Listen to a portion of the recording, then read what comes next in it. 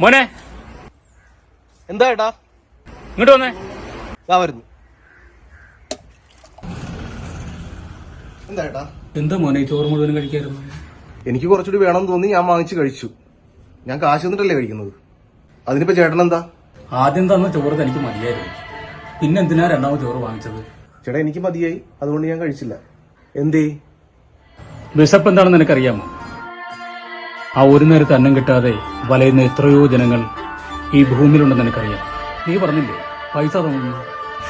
പണം ധാരാളം കയ്യിലുണ്ടെങ്കിൽ പോലും ഒരു നേരത്തെ ആഹാരം കിട്ടാതെ വലയുമ്പോഴേ അതിന്റെ വില എന്താണെന്നറിയാം. ക്ഷമിക്കണം ചേട്ടാ, ഇനി ഞാൻ മേലിൽ ഭക്ഷണം കളയില്ല. എന്നോട് ക്ഷമിക്കണം. പൈസയേക്കാൾ വിലയുള്ളതാണ് ഒരു നേരത്തെ അന്നം.